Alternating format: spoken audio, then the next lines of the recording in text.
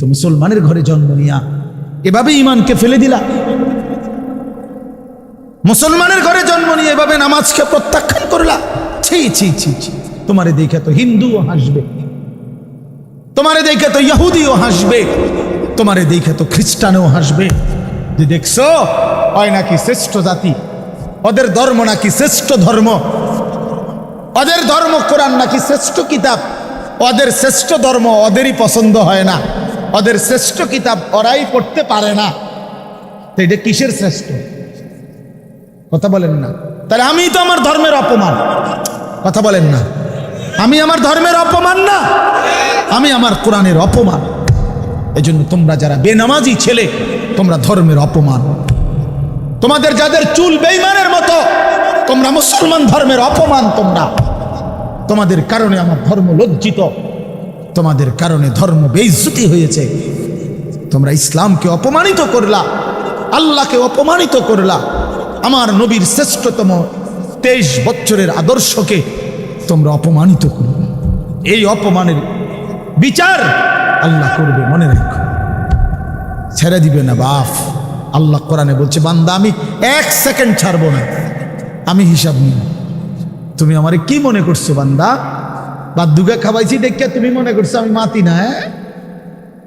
হ্যাঁ, কিটা মনে করছো? এ পেশাব পায়খানার ভাত তুমি মনে করছো? আমি কিছুই বলবো না, কিছুই বলবো না। তুমি জানো না ফেরাউনকে শোয়াইছে কে?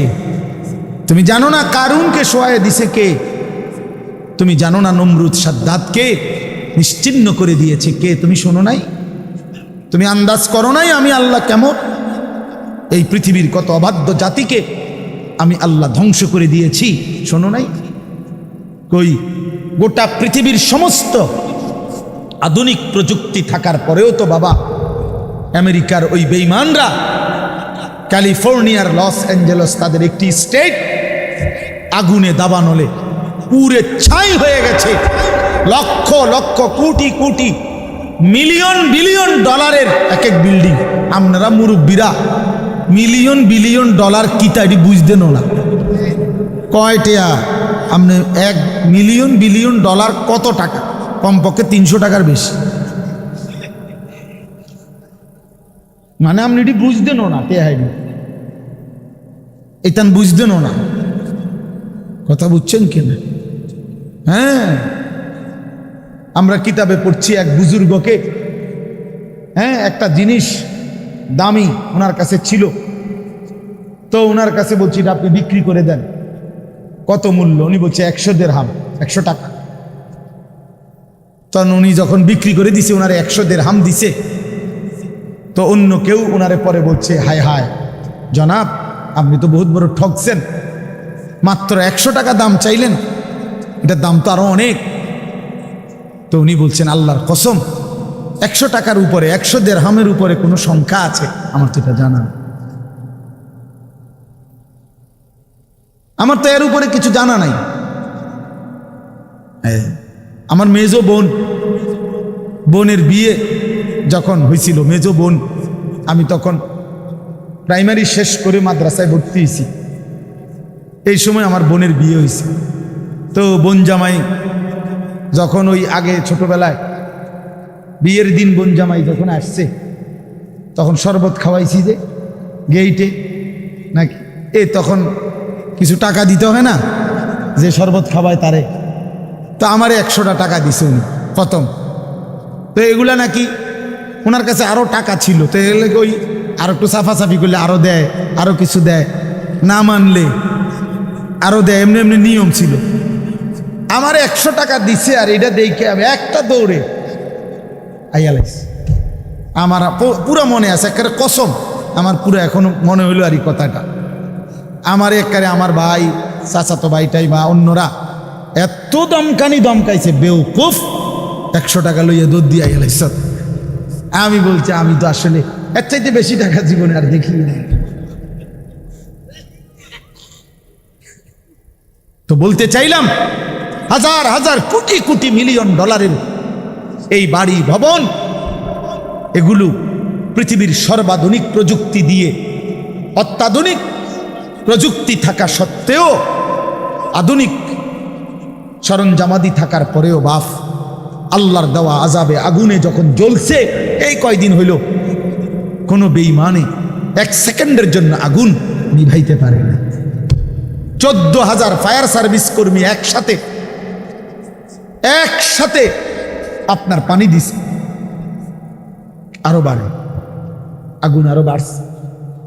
তার মানে বোঝা গেল বাবা, পৃথিবীর কারো শক্তি মূলত কোনো শক্তি না, আল্লাহর শক্তির সামনে, আল্লাহর ফয়সালার সামনে। আল্লাহ যদি ভালো রাখে তাইলেই ভালো থাকা। হ্যাঁ, আপনার টাকা তো আছে 1000 কোটি টাকা, কিন্তু আপনার ফেডে অসুখ, আপনি টেহা দিয়ে কিনবেন। আপনার টাকা তো আছে লক্ষ কোটি টাকা, কিন্তু আপনার তো ডায়াবেটিস, আপনি কিনবেন টাকা দিয়ে কি করবেন? আপনি 7,000 ধন হইলেও কি লাভ হবে আপনার? এই জন্য আমি অনুরোধ করছি, আমরা মোমেন, আল্লাহ আমাদেরকে বলছে এটাই কথা, তোমাদের উপরে আমি রোজা ফরজ করলাম, তোমরা আমার হুকুম মানো, তোমরা আমারে মানো বান্দা। রোজা মানে বিরত থাকা, সিয়াম মানে বিরত থাকা, তার মানে গুনাহ থেকে বাঁচো, হালাল বস্তু থেকে বাঁচো। আমি তোমাদেরকে হারাম তো হারামই, হারাম থেকে আবার ফিরাবো কেন? হারাম থেকে তো ফিরতে সারা বছরের জন্যই বলে দিছি। তো আমি রমজান মাসে তোমাদের 3টি হালাল খাবার হালাল ছিল, পানি হালাল ছিল, হালাল স্ত্রী হালাল ছিল। আমি রমজানের 30টা দিন, একটা মাসে তোমাদের জন্য খাদ্য, পানি, স্ত্রী, এই 3টা জিনিস হালাল বস্তু আমি হারাম করে দিলাম। যেন আমি বুঝাইতে চাইলাম যে দেখো, আমি আল্লাহ যেখানে হালালটাও হারাম করে দিলাম, সেখানে হারামটার প্রতি আমি আল্লাহর কি পরিমাণ ঘৃণা। যালিকা ফাদলুল্লাহি ইউতিহি মান ইয়াশা। আল্লাহ তাআলা বলছেন এটা আল্লাহ তাআলার ফজল, অনুগ্রহ, দয়া। তিনি যাকে ইচ্ছে করেন দিয়ে থাকেন, তিনি যাকে ইচ্ছে। হযরতে বেলাল রাদিয়াল্লাহু তাআলা ওনার বাড়ি মক্কা মদিনা, অনেক দূরে, কিন্তু উনি মুসলমান হয়েছেন, সাহাবী হয়েছেন। হযরতে হুযাইফা নবীজির সাহাবী, ওনার বাড়ি মক্কা মদিনা না, ইয়ামান, উনি মুসলমান হয়েছেন, সাহাবী হয়েছেন। হযরতে সালমান, ওনার বাড়ি মক্কা মদিনা না, ওনার বাড়ি ইরান, পারস্য। তো উনি সেখান থেকে আল্লাহ আনাইছেন, উনি কালেমাওয়ালা হয়েছেন। হযরত আবু হুরায়রা রাদিয়াল্লাহু তাআলা, বিখ্যাত সাহাবী, সবাই নাম জানেন। আবু হুরায়রার নাম সবাই জানেন না? উনিও কিন্তু মক্কা মদিনার মানুষ, উনি দাউস গোত্র, এটা অনেক দূরে, কিন্তু সেখান থেকে আল্লাহ ওনাকে আনাইয়া মুসলমান হয়েছেন, সাহাবী হয়েছেন। কিন্তু আবু জেহেল বাড়ির কাছে, আল্লাহর ঘর কাবার সবচেয়ে কাছে, সর্বপ্রথম বাড়ি যার কাবা ঘরের পরে আবু জাহেলের বাড়ি। জানেন এটা? আবু জাহেলের ঘরের আগে কারো ঘর নেই, কারো ঘর ছিল না, নবীজির ঘরও আরো পিছনে ছিল, সবার ঘর পিছনে। কাবা ঘরের সবচেয়ে নিকটতম প্রতিবেশী ছিল আবু জাহেল। তো কি হয়েছে? কিন্তু বদনসিব, আবুল আহাব কাছে ছিল, বঞ্চিত। এই জন্য এটা আসমানের ফয়সালা। এত কাছে থেকে বঞ্চিত হলো কেন? এত দূরের থেকে আসলো, বুঝছেন না হিসাবটা? তাহলে মূলত ফয়সালাটা কার? ইউতিহি মান ইয়াশা। আল্লাহ বলছেন আমার অনুগ্রহ, আমার দয়া, আমি যাকে ইচ্ছে করি দিয়ে থাকি, আমি যাকে ইচ্ছে করি দিয়ে থাকি। এই জন্য বললাম আর কি, আমি সবাই শুনতে পারবে, শুনবে, এটা জরুরি না। আল্লাহ যাকে পছন্দ করে, ইচ্ছে করে, তাকে আল্লাহ তাআলা দ্বীনের বুঝ দান। হাদিসের মধ্যে আছে, মাইয়ুরিদিল্লাহু বিহি খায়রান ইউফাক্কিহু ফিদ্দীন। আল্লাহ যার ভালো চান, কল্যাণ করতে চান, তাকেই আল্লাহ তাআলা দ্বীনের বুঝ দান, দ্বীনের বুঝ দান।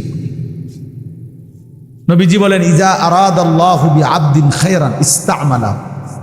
আল্লাহ যখন তার কোনো বান্দার ব্যাপারে ভালোর ফয়সালা করে, তো আল্লাহ তাআলা তাকে কাজে লাগান। সাহাবীরা জিজ্ঞেস করছে কিভাবে কাজে লাগে? কাইফা ইস্তা'মিলুহু, হে আল্লাহ রাসূল, আল্লাহ তাকে কাজে লাগান কিভাবে? তো নবীজি বলেন ইউওয়াফিকুহু লিআমালিন ক্বাবলাল মাউত, আল্লাহ যাকে ভালো চান তাকে মৃত্যুর আগে আগে নেক আমল করার তৌফিক দান। এটাই তারে কাজে লাগাইছে যে ঠিক আছে তোমারই দিয়ে আমি আমার সিজদা দেওয়া, তোমারই দিয়ে আমি আমার ঘরের খেদমত করব, তোমারই দিয়ে আমি আমার কোরআনের খেদমত করব। আল্লাহ তাকে আমলের তৌফিক দিয়ে থাকেন। তাইলে এই জন্য বললাম এটা সব সময় মনে রাখবে, আল্লাহর দেওয়া তৌফিক ছাড়া বান্দা নামাজ পড়তে পারে না। বাত আল্লাহ সবাইকে খাওয়ায়, সেজদা আল্লাহ সবাইকে দিয়ে দেওয়ায়। দুনিয়ার প্রয়োজন আল্লাহ সকলের প্রয়োজন পূরণ করে, জন্তু জানোয়ার, কুকুর বিড়াল, সাপ বিচ্ছু, কাফের মুশরিক বেঈমান নাস্তিক মুরতাদ, এদের সকলের দুনিয়াবি প্রয়োজন আল্লাহ পূরণ করে। এই খানা পিনা পেশাব পায়খানা, হ্যাঁ জরুরত, এগুলো তো আল্লাহ তাআলা জন্তু জানোয়ারেরও পূরণ করে। কিন্তু সেজদা আল্লাহর গোলামি, আল্লাহর ইবাদত সবাইকে দিয়ে আল্লাহ করায়। আল্লাহ যাকে পছন্দ করে, ইচ্ছে করে, তাকেই আল্লাহ তাআলা তার দ্বীনের জন্য কাজে লাগায়, আল্লাহর ইবাদতের তৌফিক দান। এই জন্য এটা সবসময় মনে রাখতে হবে। নবী সাল্লাল্লাহু আলাইহি ওয়াসাল্লাম দোয়া করতেন যে আল্লাহ আমার ইবাদত, আপনার ইবাদত সুন্দরভাবে করার জন্য আপনি আমারে সাহায্য করেন। আপনি সাহায্য না করলে হবে না, আপনি তৌফিক না দিলে হবেন। আল্লাহুম্মা লা মানিআ লিমা আ'তাইত, আপনি দিলে বাধা দিবে কে? আপনি না দিলে দিবে কে? আপনাকে বাদ দিয়ে কারো কোনো চেষ্টায় কি লাভ হবে? কোনো লাভ হবে। এই জন্য এটা অনেক বড় ইহসান, আল্লাহ তাআলার দয়া। আল্লাহ যাকে পছন্দ করে, ইচ্ছে করে, দয়া করে, আল্লাহর ইচ্ছা হয় আল্লাহ তাকে কোরআন পড়তে দেয়, দ্বীন মানতে দেয়, আল্লাহকে সেজদা করতে দেয়। আর এমনি বাকিদেরকে আল্লাহ খাওয়ায় পড়ায়, এটা একটা কমন ব্যাপার। আল্লাহ তাআলা বলছেন আমি অনুগত অবাধ্য সবাইকেই খাওয়াই, কাফের মুশরিক বেঈমান কারো রিজিক দুনিয়াবি আমি আটকাই না। এই জন্য আল্লাহ তাআলা ফেরাউনকেও রিজিক দিছে, মুসা নবীকেও রিজিক দিছে না? নমরুদকেও রিজিক দিছে, ইব্রাহিম আলাইহিস সালামকেও রিজিক দিছে। আল্লাহ তাআলা আবু জেহেল আবু লাহাবকেও রিজিক দিছে, নবী সাল্লাল্লাহু আলাইহি ওয়াসাল্লামকেও রিজিক দিছে। তাহলে দুনিয়ার প্রয়োজন সকলের পূরণ করছে, সকলের। কিন্তু আখিরাত সমান না, আখিরাত ভিন্ন। আখিরাত শুধুই ঈমানদারের, পরকালের সুখ শান্তি নিয়ামত শুধুই ঈমানদারের, শুধুই সেজদাওয়ালার। কোরআন শরীফে আছে আল্লাহ তাআলা বলবে কুলু ওয়াশরাবু হানিআম বিমা কুনতুম তা'মালুন, আমার বান্দা বিগত জীবন দুনিয়াতে যে আমল করছো তার বিনিময়ে আজকে জান্নাতে খাও, পান করো, ওগুলোর বিনিময়ে। কুলু ওয়াশরাবু হানিআম বিমা আসলাফতুম ফিল আইয়ামিল খালিয়া, আল্লাহ বলেন জান্নাতীকে বলবে বান্দা নিশ্চিন্তে আরামসে দুনিয়ার জীবন যে তুমি নেক আমল করেছো তার বিনিময়ে আজকে আরামসে নিশ্চিন্তে নির্বিঘ্নে আমার জান্নাতে খাও এবং পান করো। জাযাআম বিমা কানু ইয়ামালুন, আল্লাহ তাআলা বলেন জান্নাতের এই নিয়ামত বান্দা তোমাকে দিলাম কিসের বিনিময়? জাযাআম বিমা কানু ইয়ামালুন, ওই যে দুনিয়ায় আমল করেছিলে তার বিনিময়। এ তোমার সেজদার বিনিময়, এ তোমার রুকুর বিনিময়, এটা তোমার জিকিরের বিনিময়, আমার গোলামের বিনিময়, আমার বন্দিগির বিনিময়। এই জন্য আখিরাত শুধুই মুমিনের জন্য, পরকাল শুধুই ঈমানদারের জন্য। এই জন্য আল্লাহ তাআলার তৌফিক ছাড়া বান্দা আমল করতে পারে না, নামাজ পড়তে পারে না, সেজদা দিতে পারে। কত ছেলে দেখেন না চোখের সামনে এক ওয়াক্ত নামাজ পড়ে না, জানেও না সে মানুষের বাচ্চা নাকি জানোয়ার, এটাও জানে, হাইওয়ান কিনা না মানুষ বলতে পারে। কে পাঠাইলো, কেন পাঠাইলো, কে সৃষ্টি করলো, কেন সৃষ্টি করলো, কি জন্য আসলো, কিচ্ছু জানে, কিছুই জানে। লক্ষ্য উদ্দেশ্যহীন, গন্তব্যহীন এক পাগল, মাতাল, ছাগল, যা মন চায় তাই। এটা জিন্দিগি আর কি। এই তো লক্ষ্য উদ্দেশ্যহীন জীবন, জন্তু জানোয়ারের জীবন। মুসলমান তো তাকে বলে যার সুনির্দিষ্ট গন্তব্য জানা আছে। ইমানদারের গন্তব্য জানা আছে যে আমার গন্তব্য কোথায়, আমার এটা হায়াত, এরপরে আমার মৃত্যু, কবর, এরপরে আমার হাসরের মাঠ, এরপরে আমার মিজান, হিসাব, এরপরে আমার ফুলসেরাত, এরপরে আমার জান্নাত। আমার টার্গেট জানা আছে, আমার গন্তব্য জানা আছে। আমি থামবো সেদিন, জান্নাতে যাব যেদিন। আমার টেনশন দূর হবে সেদিন, আমি জান্নাতে ঢুকবো যেদিন। ওয়াকালু আলহামদুলিল্লাহিল্লাযী আযহাবা আন্নাল হাযান। কোরআনুল কারীমের মধ্যে আছে, আল্লাহ তাআলা বলেন জান্নাতি বান্দা জান্নাতে ঢুকে বলবে, আল্লাহ আপনার প্রশংসা করছি, আজকেই আমার চিন্তা পেরেশানি জীবনের তরে শেষ হল। আজ আমি জান্নাতে ঢুকলাম, এবার আমি নিশ্চিন্ত হলাম, নিশ্চিন্ত হলাম। আর কোনোদিন এই জান্নাত থেকে বের হতে হবে। আল্লাহ তাআলা বলছেন আর কখনোই এখান থেকে বের হইতে হবে না। খালিদিনা ফিহা আবাদা, চিরস্থায়ী। চলেন বাপ, এই জন্য বললাম নিজেদের ছেলে, নিজেদের মেয়ে, নিজেরাও ইনসাফের সাথে ভাইবেন যে আপনি আখিরাত চিনেন কি।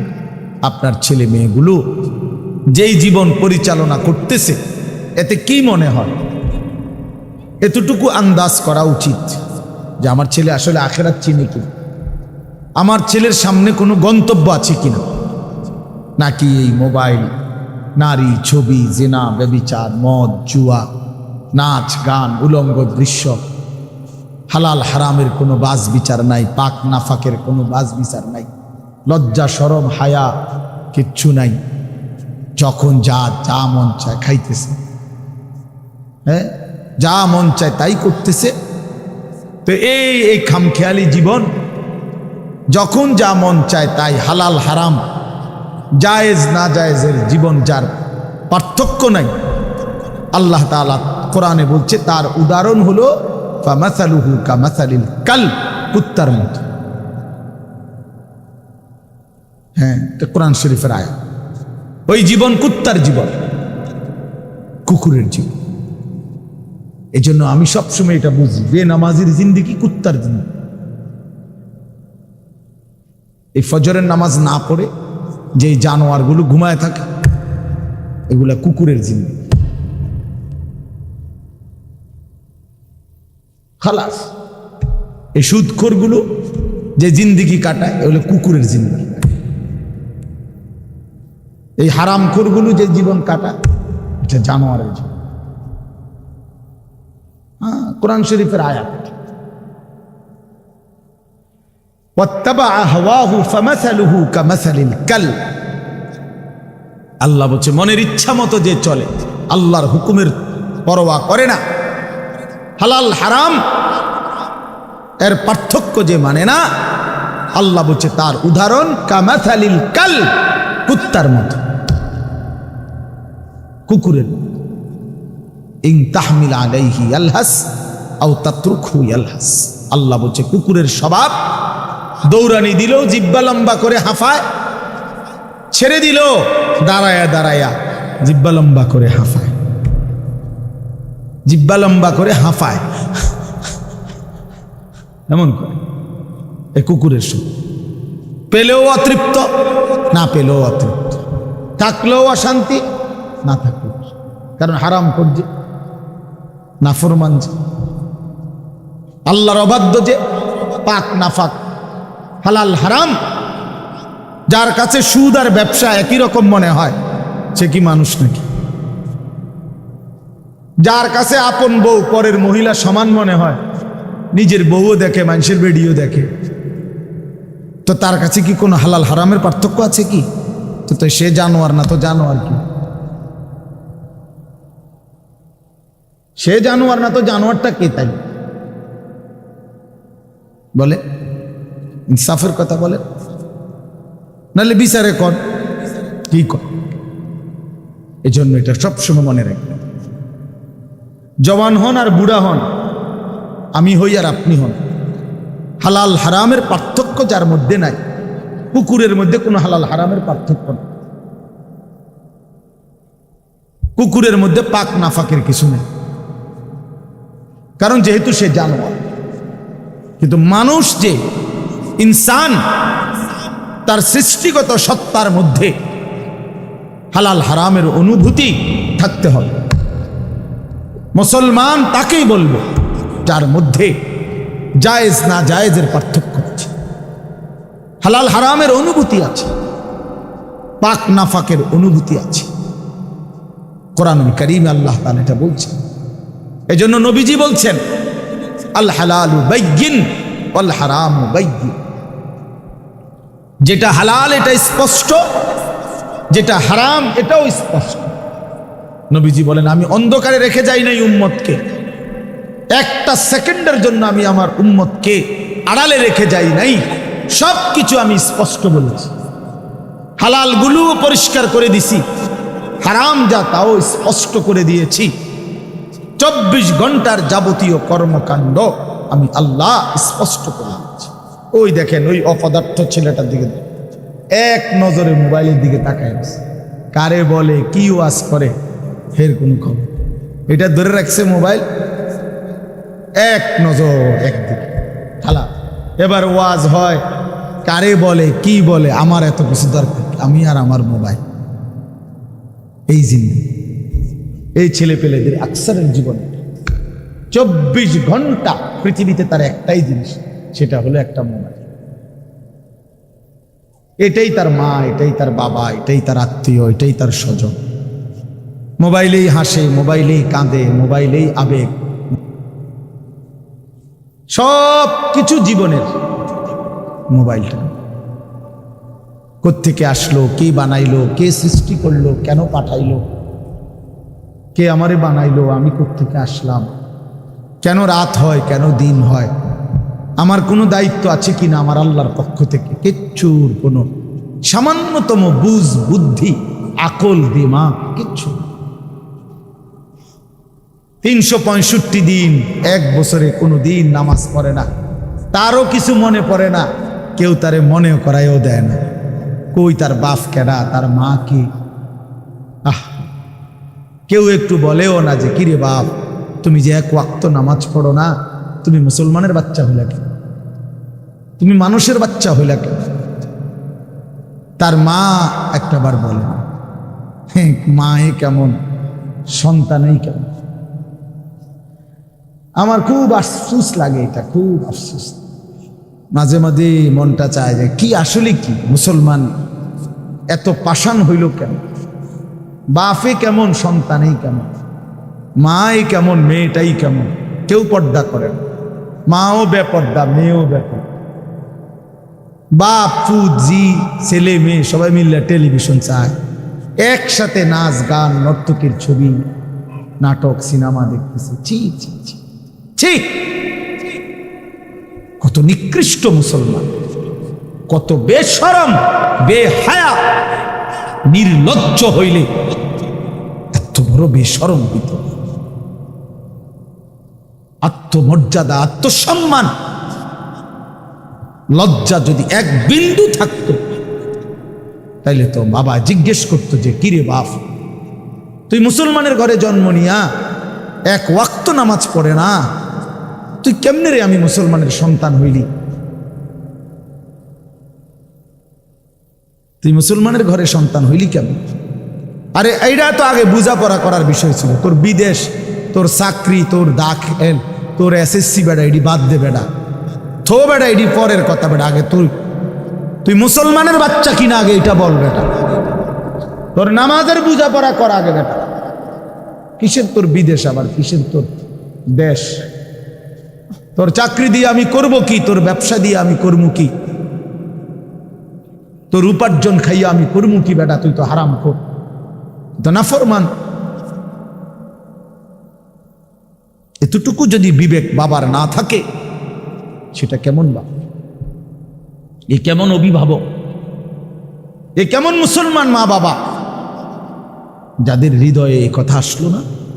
আপনার তো উচিত ছিল আগে এই বোঝাপড়া করা, আগে ছেলের সাথে এই বোঝাপড়া করেন।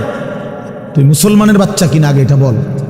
মুসলমানের বাচ্চা 16 বছরে এক ওয়াক্ত নামাজ ছাড়া থাকে কেন? কথা বলে ইনসাফ কি বলে? ইনসাফের কথা বলেন, বিচারের কথা। ছেলেগুলোকে আপনারা এভাবে ছেড়ে দিলেন, আর তোমরা ছেলেরাও বাবা এভাবে নষ্ট হয়ে গেল। অনাদরে, অবহেলায় এমন সুন্দর জীবন, এমন সুন্দর যৌবন, শরীর, স্বাস্থ্য সব শেষ করে দিলাম। একবারও মনে পড়লো না তোমারও তো শেষ আছে বাপ।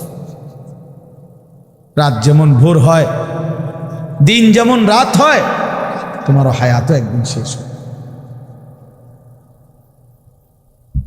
প্রতি ঘন্টা, মিনিট, সেকেন্ড যায় মানে তোমার হায়াত যায়, আমার হায়াত যায়, ঠিক না? তো আল্লাহ আমাদেরকে বুঝ দান করেন। এজন্য বাপ আমরা ভাবা উচিত, আমাদের এটা ফিকির করা উচিত। এ ছোটরাও, বড়রাও, মাঝ বয়সীরাও, এত লাগাম ছাড়া মানুষ হয় না। মুসলমানের জীবন এত বড়, জন্তু জানোয়ারের মতো হওয়ার কথা না বাবা। হ্যাঁ, গুনাহ হইতে পারে, গুনাহ আমারও আছে, আপনাদেরও আছে, গুনাহ হইতে পারে, হবে।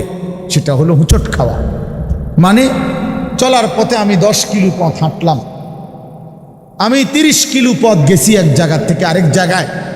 তো এই চলার পথে হয়তো একবার আধবার করে যাইতে পারি, পিছলা খাইতে পারি, ঠিক আছে, এটা হইতে পারে। কিন্তু আমি বুঝি 30 কিলোমিটার একেবারেই ফিরে রইলাম, পিছলা খাইয়া রইলাম। তাহলে ভুল আমার হইতে পারে, গুনাহ আমার হইতে পারে। আমার 6 মাসে কোনোদিন নামাজ ছুটে যাইতে পারে। আমি জীবন চলার পথে কখনো কাউকে রাগ করতে পারি, গালি দিয়া লাইতে পারি। এটা তো হওয়া স্বাভাবিক, হইতে পারে। কিন্তু লাগাতার প্রতিদিন একরকম, এটা মুসলমান? কথা বুঝছেন কিনা আমার? আপনি বুঝি এখানে প্রত্যেকদিন মিশা কথা কইবেন, আপনি বুঝি প্রতিদিন সুদ খাইবেন, আপনি বুঝি প্রত্যেক দিন ওজনে কম দিবেন, এটা বুঝি মুসলমান? আপনি বুঝি একদিনও নামাজ পড়তেন না, আপনি বুঝি 365 দিনে কোনোদিন ফজরের নামাজ পড়তেন না, এটা মুসলমান?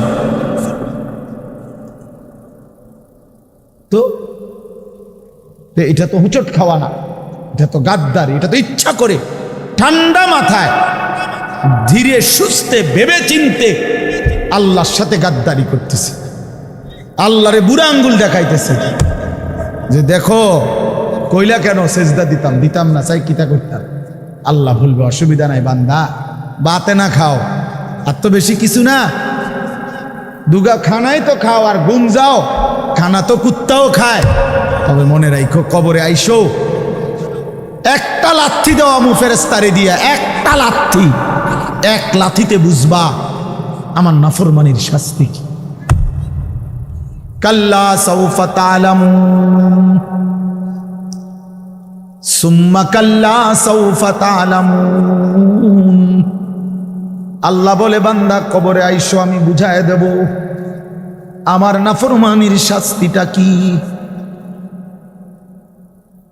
ফেরেশতা 2 কান বরাবর, আল্লাহর নবী বলছেন নাফরমানের কবরে ফেরেশতা ফায়াদরিবু দারবাতান বাইনা উযুনাইহি, 2টা কান বরাবর ঘাড়ের মধ্যে প্রত্যেকটা আঘাত করবে লোহার হাতুড়ি দিয়ে।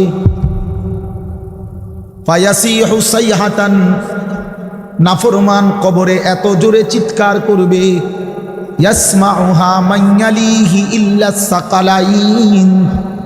আল্লাহর নবী বলেন দুনিয়াবাসী, মানুষ এবং জিন ব্যতীত আল্লাহর সব সৃষ্টি ওই বেঈমানের কবরের চিৎকার শুনতে পাবে, এমন জোরে চিৎকার দিবে। একটা একটা আঘাত এভাবেই চলবে কিয়ামত পর্যন্ত, এভাবেই চলবে কিয়ামত পর্যন্ত। আল্লাহর নবী সাল্লাল্লাহু আলাইহি ওয়াসাল্লাম বলেন নাফরমান পাপীকে যখন কবরে রাখা হবে, তিনটা প্রশ্নের উত্তর যখন নাফরমান দিতে পারবে না, সাথে সাথে কবর তারে এত জোরে একটা চাপ দিবে, একটা চাপ দিয়া ডান পাশের মাটি বাম দিকে, বাম দিকের মাটি ডান পাশে চলে আসবে। হাত্তা তাখতালিফা আদলাউহু, আল্লাহর নবী বলেন ডান পাশের পাঁজরের হাড্ডি ভাইঙ্গা বাম পাশে ঢুকে যাবে, বাম পাশের হাড্ডিগুলো ভাইঙ্গা ডান পাশে ঢুকে যাবে। নবীজি দেখায় দিছে হাত্তা তাখতালিফা আদলাউহু, এইভাবে দুই আঙ্গুল একটা যেমন আরেকটার মধ্যে ঢুকে যায়, আল্লাহর নবী বলেন এভাবে পাঁজরের হাড্ডি একটা আরেকটার মধ্যে ঢুকে যাবে। কি বাপ মনে করছো তোমারে এমনে এমনে ছেড়ে দিব? কি মনে করছো যার ভাত খাইলা তার বুঝি হিসাব দিতে হবে না? কি মনে করছো মুফত এটা? হ্যাঁ, কার পানি পান করেছো, কার ভাত খেয়েছো, কার আসমান, কার জমিন, কার চন্দ্র, কার সূর্য ব্যবহার করেছো বান্দা? কার এটা? তোমার আব্বার? শরীরটা তোমার বাপের নি, চোখ নাক কান তো তোমার আল্লাহর। আলাম নাজআল লাহু আইনাইন ওয়া লিসানান ওয়া শাফাতাইন, আল্লাহ বলে বলো না বান্দা আমি কি দুইটা চোখ দেই নাই? ওহ বাবা কথা কই, আমি কি জিহ্বাটা দেই নাই? আমি কি দুইটা ঠোঁট দেই নাই? তো উত্তরে কি বলবেন যে না দেন নাই? কি বলবেন? কথা বলেন। তো এই কথা বলার হিম্মত আছে কারো যে আল্লাহ আপনি চোখ দেন নাই, আপনি ঠোঁট দেন নাই? কারো সাহস আছে কিনা এটা বলার? তাইলে আল্লাহই তো দিয়েছেন। আলাম নুসিহ জিসমাকা, হাদিসে আছে নবীজি বলেন আল্লাহ জিজ্ঞেস করবে হাসরের মাঠে, বান্দা বলো না আমি কি তোমার শরীরটা সুস্থ রাখি নাই? ওয়া নুরভিকা মিনাল মা, আমি কি প্রতিবার তৃষ্ণার্ত অবস্থায় তোমারে আমি আল্লাহ তো আমি কি পানি পান করাই নাই? আমি তো পানি পান করিয়েছিলাম, আমি তো তৃষ্ণা নিবারণ করেছিলাম, আমি তো ক্ষুধার চাহিদা পূরণ করেছিলাম, আমি তো কায়নাতের সূর্য চন্দ্র আলো বাতাস দিয়েছিলাম। ওয়াজআলনা নাওমাকুম সুবাতা, আল্লাহ বলে সারাদিনের ক্লান্তি দূর করার জন্য রাত্রি গভীরের ঘুম আমি আল্লাহই তো বানিয়েছি। ওয়াজআলনাল লাইলা লিবাসা, অন্ধকার কালো চাদর দিয়ে ঢেকে পৃথিবীটাকে অন্ধকারাচ্ছন্ন করে দিয়েছি আমি আল্লাহই তোমার ঘুমের উপযুক্ত পরিবেশের জন্যে। আবার দিনের বেলা আলোকিত করে দিয়েছি তোমার উপার্জনের সুবিধার জন্যে। রাতে তুমি ঘুমাইবার জন্য অন্ধকার করে দিয়েছি, দিনে তুমি রোজগার করবা এই জন্য আলোকিত করে দিয়েছি। সুবহানাল্লাহ। ওয়াজআলনান নাহারা মাশা, উপার্জনের জন্য দিন বানিয়েছি, ঘুমাইবার জন্য রাত বানিয়েছি। ওয়াজআলনা সিরাজাও ওয়াহাজা, একটা উজ্জ্বল সূর্য আমি আল্লাহই বানিয়েছি। ওয়াআনজালনা মিনাল মুসিরাতি মাআন সাজ্জাজা, জমাট বাঁধা মেঘ থেকে আমি আল্লাহ অঝোর ধারায় বৃষ্টি নামিয়েছি। এই জমিনটাকে সিক্ত নরম করেছি, ছোট্ট ছোট্ট ছিদ্র বানিয়েছি। তোমার অনাদরে ফেলে দেওয়া দানা আমি আল্লাহ কুদরতি স্বয়ংক্রিয় মেশিন দিয়ে আমি আল্লাহ জমিনের নিচে আমি নিয়ে এসেছি। কয়দিন পরে আবার আমি আল্লাহ সেই ছোট্ট দানা থেকে নতুন গাছ বের করে দিয়েছি। লিনুখরিজা বিহি হাব্বান ওয়া নাবাতা, তাহলে রিজিকের ব্যবস্থা আমি করলাম, ঘুমের ব্যবস্থা আমি করলাম, উপার্জনের পরিবেশ আমি করে দিলাম, শরীর স্বাস্থ্য জীবন যৌবন আমি দিলাম। আমি কেন সেজদা পেলাম না? আল্লাহ যদি বলে বান্দা আমি কি অপরাধ করলাম, আমি তোমার এত কিছু দিয়ে আমি কি অন্যায়টা করলাম যেই অপরাধের কারণে তুমি আমারে সেজদা দিলা না? কি বলবা যুবক? নাফরমান যুবক কি বলবা? অসভ্য যুবক যে নামাজ পড়ো না, হাইওয়ান তুমি কি বলবা, তুমি মানুষ না জানোয়ার? বেনামাজি তুই মানুষ না জানোয়ার বল, মানুষ না জানোয়ার বল বেটা। অনেক বেহায়া এখনো হাসে এইখানে, এত বড় অসভ্য বেহায়া, এই বেহায়া এখনো হাসে। চিন্তা করছো নি? হ্যাঁ, এত বড়, এত নির্লজ্জ, এত বড় অসভ্য যে এখনো হাসে। অর্থ হইল আমারই, বুঝেন নাই? বুঝতেছে সে আমারই কয়। আহ আহ আমার মনে হয় কুকুর রে কইলে কুকুর মাথা নামাইলেন। আহা, আমাদের সন্তানদের হালাত কত নাজুক, চিন্তা করে দেখে। মুসলিম সমাজে বসবাস করে, বাপ মুসলমান, মা মুসলমান, চারিদিকে মসজিদ, চারিদিকে মাদ্রাসা, কত দাড়িওয়ালা, টুপিওয়ালা, পাঞ্জাবিওয়ালা, প্রতিদিন মসজিদের মিনারা থেকে উচ্চ কণ্ঠে মাইকের হর্ন দিয়ে আজান হইতেছে। এত বেশি মাইক, হর্ন, মসজিদ, মাদ্রাসার পরিবেশের মাঝখানে থাইকাও এটা কত বড় গাদ্দার, কত বড় গাদ্দারা নাফরমান। এত সুন্দর চারদিকে মসজিদ, মাদ্রাসা, আলেম ওলামা, দাড়ি, টুপি, মাদ্রাসার পরিবেশের ভেতরে থাইকাও জানোয়ারে একটা সেজদা দেয় না। কত বড় নিকৃষ্ট জানোয়ার, চিন্তা করছে। এই বাপ, এমন সন্তান পাইলা কবরে যাই আফসোস ছাড়ার কিচ্ছু নেই। আজকে যদি এই আফ্রিকার জঙ্গলে থাকতো তাহলে হইতো বাবা, এত বড় আফ্রিকার জঙ্গলে ছিলাম যেখানে কোনো দিন কোনো আজান হয় নাই, যেখানে কোনো মসজিদ দেখি নাই, মাদ্রাসা দেখি নাই। আল্লাহ চিনব কোত্থেকে? আমি তো আফ্রিকার জঙ্গলের ভিতরে থাকতাম। বলেন, একটা ছেলে বলেন, এই ছেলেগুলো বেনামাজি যে ছেলেগুলো, এদেরকে জিজ্ঞাসা করেন যে বাবা তুই কি আল্লাহ চিনলি না, না রাসূল চিনলি না? তুমি বাবা কি মসজিদ চিনলা না, মাদ্রাসা চিনলা না? কোনোদিন কি কোরআন দেখলা না? কারো লাশ, কারো জানাজা, কারো কবর কিছুই দেখো নাই? কিচ্ছুই তোমার কলজার মধ্যে কোনো এক বিন্দু কোনো বিবেক অনুভূতি জাগাইলো না? শুধু নারী, শুধু একটা মোবাইল, শুধু একটা ছবি, শুধু একটা অশ্লীল দৃশ্যের কাছে হেরে গেলা। ছেলেরা বলো বাবা, তোমরা বলো, কার কাছে হাইরা গেলা? কেমনে হাইরা গেলা তুমি? তোমার বাপ মুসলমান, মা মুসলমান, তোমার ঘর মুসলমান, তোমার দাদা দাদি, নানা নানি, চাচা মামা, ফুফা খালু সব মুসলমান। তোমার এলাকার চারদিকে আজান হয়, তোমার মহল্লার প্রত্যেক গলিতে গলিতে মাদ্রাসা আছে, কোরআনের ঘর আছে। তোমারই কোনো না কোনো চাচাতো ভাই, মামাতো ভাই, ফুফাতো ভাই, আত্মীয় কেউ না কেউ হাফেজে কোরআন আছে, আছে না? তালেবে ইলম আছে, মাদ্রাসায় পড়ুয়া আছে। এত কিছু দেখার পরেও যার কলিজায় এক ওয়াক্ত নামাজ পড়তে মন চায় না, তার দিল পাথরের চাইতে শক্ত, তার দিল জন্তু জানোয়ারের দিলের চাইতে নিকৃষ্ট। কারণ এ বড় শক্ত হারামি, মনে রাখি।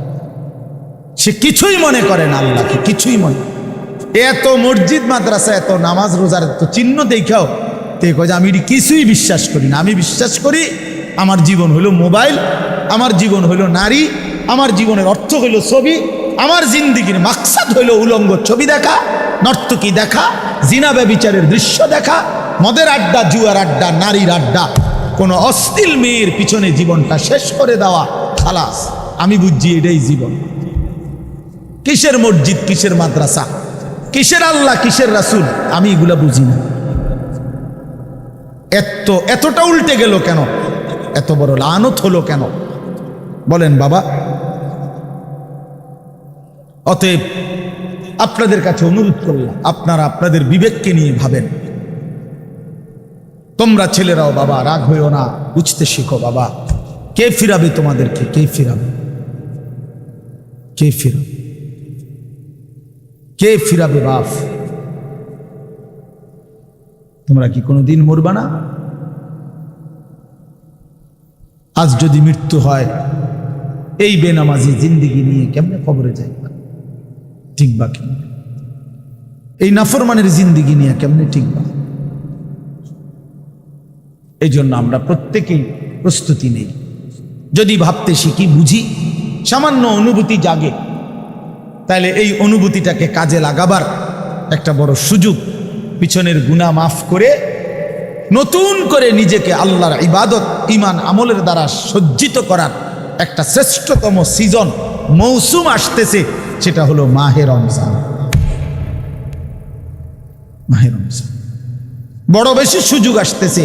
আল্লাহ যদি দয়া করে হায়াত দেয়, তো পিছনের সব গুনাহ মাফ করিয়ে নতুন সাজে নিজেকে সজ্জিত করার, আখিরাতের রঙে রঙিন করার, জান্নাতের রঙে নিজেকে গড়ে তোলার এক শ্রেষ্ঠতম মাস মাহে রমজান। রমজান মানে অন্য কিছু, রমজান মানে ভিন্ন কিছু। রমজান মাসে মানে নিজেকে বদলানোর মাস, রমজান মানে নিজেকে পরিবর্তনের মাস, রমজান মানে নিজেকে আখিরাতের রঙে রঙিন করার মাস, রমজান মানে আল্লাহ তাআলার মহব্বতে, রাসূলুল্লাহ সাল্লাল্লাহু আলাইহি ওয়াসাল্লামের মহব্বতে ডুবে যাওয়ার মাস। এটা আমাদের সামনে। আল্লাহ আমাদের জন্য রমজানের হায়াত ভিক্ষা দান করেন। আল্লাহ যেন আমাদের সকলকে রমজান পর্যন্ত পৌঁছিয়ে দেন। এই আয়াত দেখেন, আল্লাহ তাআলা বলছেন, ইয়া আইয়ুহাল্লাযীনা আমানু, হে ঈমানদারগণ, কুতিবা আলাইকুমুস সিয়াম, তোমাদের উপরে রোজা ফরজ করা হলো, কামা কুতিবা আলাল্লাযীনা মিন ক্বাবলিকুম, যেমনটা ফরজ করা হয়েছিল তোমাদের পূর্ববর্তীগণের উপর, মানে পূর্বের ঈমানদার উম্মতদের উপর। কেন ফরজ করা হলো রোজা? উদ্দেশ্য কি? আমি আল্লাহর, লাআল্লাকুম তাত্তাকুন, যেন তোমরা মুত্তাকি হতে পারো, মুত্তাকি হইতে পারো, আল্লাহ ভীরু হইতে পারো। আর মুত্তাকি হলে কি লাভ হবে? উইদ্দাত লিল মুত্তাকিন, আল্লাহ বলে জান্নাত বানানোই হয়েছে মুত্তাকিদের জন্য। মুত্তাকি হবে তো জান্নাতি হবে, জান্নাতি হবে। এই আয়াতটার অল্প একটু কথা, আমি এই আয়াতটাই পড়ছি, সূরা বাকারার 183 নম্বর আয়াত, দ্বিতীয় পারা, দ্বিতীয় সূরা। এটার উপর আর একটু কথা বললে আমার কথা শেষ। আমরা আমাদের যদি পরিবর্তন চাই, পরিবর্তনের সুযোগ মাহে রমজান। আমরা যদি আখিরাত সাজাইতে চাই, আমাদের জন্য শ্রেষ্ঠ সুযোগ মাহে রমজান। আমরা যদি ঘুরে দাঁড়াইতে চাই, আমাদের জন্য শ্রেষ্ঠ সুযোগ মাহে রমজান। মাহে রমজান, আল্লাহ নাফরমানির এই জিন্দিগি আমি ছেড়ে দেব, আপনার রঙে রঙিন হব, তাইলে শ্রেষ্ঠতম সুযোগ মাহে রমজান। মাহে রমজানের মধ্যে অসম্ভব শক্তি আছে, মাহে রমজানের মধ্যে অসম্ভব পাওয়ার আছে। আল্লাহ বলছে, রমজানে বান্দা আইসো আমার কাছে, রাত দিন 24 ঘন্টা আমি আল্লাহ জাহান্নাম থেকে মুক্তি দিতে থাকব।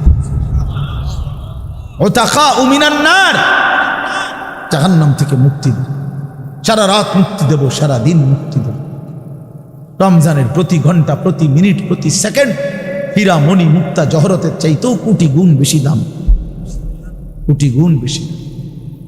আল্লাহ তাআলা সেই মহিমান্বিত রমজান আমাদের সামনে আনতেছেন। আর মাত্র 18-19 দিনও বাকি নাই। এই অল্প কয়টা দিন বাবা, আমাদের উচিত রমজানের জন্য অধীর আগ্রহে, মহব্বতের সাথে আল্লাহর কাছে হায়াত ভিক্ষা চাওয়া, যে আল্লাহ এত কাছে আইনা মৃত্যু দিয়েন, কবরে নিয়েন, আর কয়টা দিন হায়াত দেন, রমজান পর্যন্ত পৌঁছি। আল্লাহুম্মা বারিক লানা ফি রাজাব ওয়া শাবান ওয়া বাল্লিগনা রমাদান। আল্লাহ তাআলা বলেন, ইয়া আইয়ুহাল্লাযীনা আমানু। দেখেন, এই একটি আয়াতে আল্লাহ 4টা কথা বলছে। একটা হলো, হে ঈমানদারগণ। 2 নাম্বার হলো, তোমাদের উপরে রোজা ফরজ করা হলো। 3 নাম্বার হলো, যেমনটা ফরজ করা হয়েছিল পূর্ববর্তীদের উপরে। 4 নাম্বার হলো, যেন তোমরা মুত্তাকি হতে পারো। কয়টা কথা হলো? এই 4টা কথার আমি 4টা আলগা সংক্ষিপ্ত একটু ব্যাখ্যা বলি। 1 নাম্বার হলো, হে ঈমানদারগণ, এটা আল্লাহ আমাদেরকে ডাক দিয়েছেন। তাফসীরের মধ্যে আছে, আদম আলাইহিস সালাম থেকে নিয়ে আমাদের নবী পর্যন্ত, ইতিপূর্বে আমাদের নবীর আগে যত নবী পৃথিবীতে আল্লাহ পাঠাইছেন, ওই নবীদের উপরে যারা ঈমান আনছিল ওই নবীদের আমলে তাদের কাউকে কোনোদিন আল্লাহ তাআলা এই শব্দ দিয়ে হে ঈমানদারগণ ইয়া আইয়ুহাল্লাযীনা আমানু বলে ডাক দেন নাই। আগে সর্বপ্রথম আমাদের নবী, আখিরি নবী, আল্লাহর বন্ধু, আমাদের নবীর ভালোবাসায় আল্লাহ তাআলা বলছে, বন্ধু বিগত কোন নবীর ঈমানদার উম্মতকে আমি যেই শব্দে ডাকি নাই, এই প্রথম আপনার ভালোবাসায় আপনার ঈমানদার উম্মতকে আমি ইয়া আইয়ুহাল্লাযীনা আমানু এই নতুন শব্দে ডাক দিলাম। হে ঈমানদারগণ, হে ঈমানদার তোমরা আমার। তাফসীর ইবনে কাসিরের মধ্যে আছে, যে ঈমানদার সে আল্লাহর বন্ধু, যে মুমিন সে কার বন্ধু? আল্লাহর বন্ধু। আল্লাহর বন্ধু, মুমিনের বন্ধু আল্লাহ, আল্লাহর বন্ধু মুমিন, আল্লাহর বন্ধু মুমিন। এই জন্য তাফসীরে লিখছে, হে ঈমানদারগণ, এই কথার আরেকটা তর্জমা এটা, হে আমার বন্ধুগণ। আল্লাহ যেন ডাক দিয়া বলছে, হে আমার বন্ধুগণ, তোমরা আমার বন্ধু, তোমরা আমার। আমি বানাইছি বহু জনেরে, তোমরা বানাইছি আমার জন্য, আমার জন্য। তোমরা আমার, তোমরা আমারে মেনে নিয়েছ, তোমরা আমার কালেমা পড়েছ, তোমরা আমার রসুলকে মেনে নিয়েছ, অতএব তোমরা আমার। তোমাদের কালেমা লা ইলাহা ইল্লাল্লাহ মুহাম্মাদুর রাসূলুল্লাহ এটা আমি গ্রহণ করলাম, গ্রহণ করে আমি নিলাম, এই জন্যই আমি তোমাদেরকে ডাক দিই। তুমি বলছো আমি এনে ভর্তি অমুক। ওই যে আমারে মোহাম্মদও বলছে, তার ছোট ভাই হাফেজ মুশাররফ কয় আমার আজকে বললো যে হুজুর ভর্তি করামু আপনার মাদ্রাসায়, তো কি কোন সময় আমু, ফরম নিয়ম কানুন কি? আমি এত কথা তোমার দরকার কি, হাতে ভর্তি হইব সারছে। তার মানে আমি বলতে চাইছি তারে কি বুঝাইলাম, তোমার এত নিয়ম কানুনের দরকার কি, আমি তারে নিলাম, খালাস আমি ভর্তি নিলাম। তাইলে অর্থ হইল আল্লাহ তাআলা বলছেন, বান্দা তোমার কালেমা আমি নিলাম, তোমার ঈমান আমি নিলাম, এই জন্য আমি তোমার মুমিন বলে ডাক দিলাম। আল্লাহ কাউকে নিজের করে ডাক দেওয়া, খোদার কসম, এটা তার জীবনের সবচেয়ে বড় পাওয়া। যদি দিল থাকতো তাইলে আমরা বুঝতাম। এক এমপি সাহেব যদি কারো নাম নেয়, এক মন্ত্রী সাহেব কারো নাম নেয়, আর তারে যদি কেউ আইয়া কয় আজকে তো মন্ত্রী সাহেবের কাছে গেছিলাম আর উনি তোমার নাম নিছে, তোমার কথা ভালো কইছে, বাবা হেতে বেটা তো মানে ঠ্যাঙালগি দিয়ে আটতে লাগবে। হ্যাঁ বাইতাইয়া ঘরে বেড়ি কথাবার্তা সাবধান কও, আগের মতো নাই, যেরুম মনে করছে এরুম না। কি কিছে মন্ত্রী সাহেব আজকেও আমার নাম লইছে, জিঙ্গাও, মানে সে এটাকে খুব গৌরবের মনে করবে, ঠিকই না বলেন না কেন? সবার কাছে ঘুরে ঘুরে বলার চেষ্টা করবে আমি কিন্তু মন্ত্রীর পরিচিত। হাদিসের মধ্যে আছে এক সাহাবী উবাই ইবনে কাব রাদিয়াল্লাহু তাআলা আনহু, সাহাবীদের মধ্যে নবীজির সবচেয়ে সুন্দর কোরআন শরীফ পড়তেন যিনি, ওনার নাম হলো উবাই ইবনে কাব। তো এই উনি নবীজি একদিন উনাকে বলছেন, এই সাহাবীকে, যে উবাই এদিকে আসো, তুমি আমারে কোরআন শরীফ পড়ে শোনাও, বুঝছেন? তখন ওই সাহাবী একটু লজ্জিত হয়ে বলতেছি, ইয়া রাসূলুল্লাহ আমি আপনার সামনে কোরআন পড়বো, অথচ কোরআন তো আমরা আপনার থেকেই শুনি, কোরআন আপনার উপরেই নাজিল হয়, আমি কোন সাহসে আপনার সামনে কোরআন পড়ি?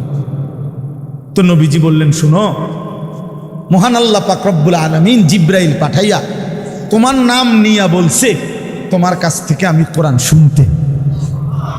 এই আমরা স্পষ্ট হাদিসে পড়ছি, বিশ্বাস করেন। এই সাহাবী এটা শুইনা 3 বার জিজ্ঞাসা করছে নবীজিরে, আওয়াসাম্মানি আল্লাহ, ইয়া রাসূলুল্লাহ বললেন কি আমার আল্লাহ আমার নাম নিছে? আমার নাম? আরে কোন কি আপনি? নবীজি বলল, হ তোমার নামে তো দিছে। উনি আবার জিজ্ঞাসা করছে, ইয়া রাসূলুল্লাহ সত্যি বলছেন আমার নাম নিয়েছেন আল্লাহ? বলছে, হ তোমার নাম। আবার জিজ্ঞাসা করছেন, হাদিসের স্পষ্ট শব্দ আছে, ফাবাকা, তিনবারের পরে এই সাহাবী খুশিতে আনন্দে চিৎকার করে কাঁদতে শুরু করছে আর বলতেছি, ইয়া রাসূলুল্লাহ, এক গোলামের কি পরিমাণ সৌভাগ্য, তার মুনিব তার নাম নিয়েছে। তা আমরা আমাদের কালেমার কি পরিমাণ সৌভাগ্য, আমরা একবার বলেছি কালেমা, আল্লাহ আমাদেরকে ডাক দিছে, ইয়া আইয়ুহাল্লাযীনা আমানু, হে আমার কালেমা ওয়ালারা, তোমরা আমার, আমি তোমাদের ঈমান নিলাম, আমি তোমাদেরকে ডাক দিলাম।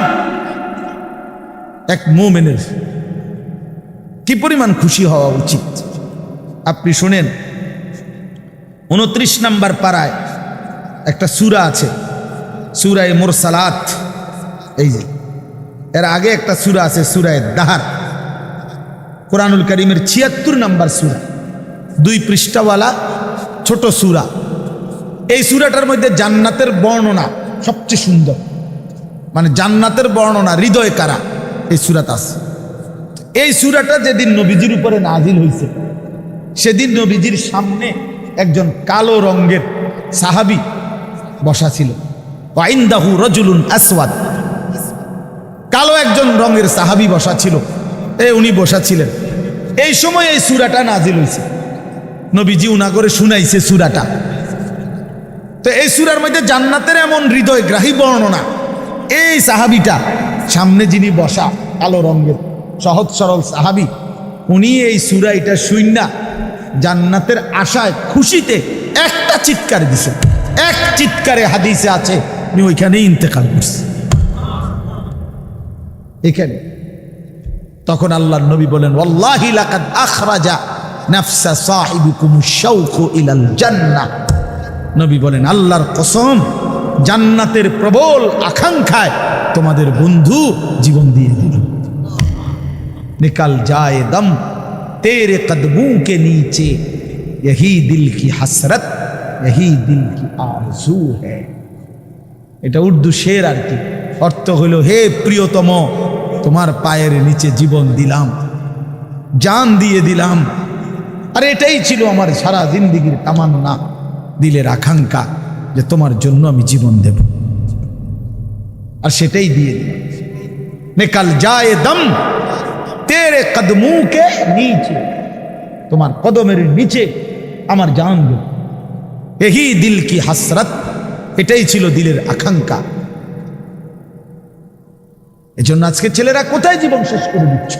এমন সুন্দর জীবন, এমন সুন্দর যৌবন, আহা, শক্তির টাইমটা, জীবনের সক্ষমতার সময়।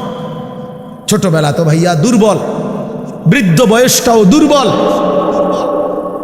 তোমাদের অনেক কিশোর নওজোয়ান, একজনের গায়েও চাদর নাই, কিন্তু মুরব্বী সবগুলোর গায়ে চাদর। দেখো চাকায়া, এই চাচারা তো আমার সব পরিচিত চাচা। অর্থ হইল এই বৃদ্ধের এই দুর্বলতা তাকে চাদর গায়ে দিতে বাধ্য করেছে। তার শরীরে শীতের অনুভূতিটা বেশি, ঠিক কিনা বলেন? কিন্তু তোমরা নওজোয়ান, তোমাদের অধিকাংশ কারো গায়ে চাদর নেই। তোমরা দেখো ভাইয়া, আমার গায়ে কোনো চাদরই নাই। তাইলে বুঝাইতে চাইলাম, এই শক্তির সময় যৌবন, যুবক চাইলে পাহাড় কাইটা সমান করতে পারবে, যুবক চাইলে সাগর নদী মাটি দিয়ে ভরাট করে দিতে পারবে। একটা এলাকার যুবক ছেলেরা যদি চায়, সবার হাতে হাতে মদের বোতল পৌঁছাই দিতে পারবে। একটা সমাজের ছেলেরা যদি চায়, সবার হাতে হাতে নামাজের মুসল্লাও তুলে দেবে। অতএব ছেলেরা, তোমরা যারা যুবক আয়োজন করছো, আমি তোমাদের উৎসাহ দেই, একটু আগাও, এখানে থাইমা যাইও না। একটা মাহফিল করছি, এক ফোটলা বিরিয়ানি খাওয়াই দিছি, খালাস না বন্ধু, একটু আগাও। তোমরা আবার বসো, যে কয়জনে মাহফিলের আয়োজন করছো, তোমরা আবার বসো, যে আমরা কেমনে আটটু ভালো হইতে পারি, আটটু চরিত্রবান হইতে পারি, আমরা কেমনে নিজেরা নামাজ ধরতে পারি। একটু যদি হিম্মত করো যুবক, ইনশাআল্লাহ ভালো হয়।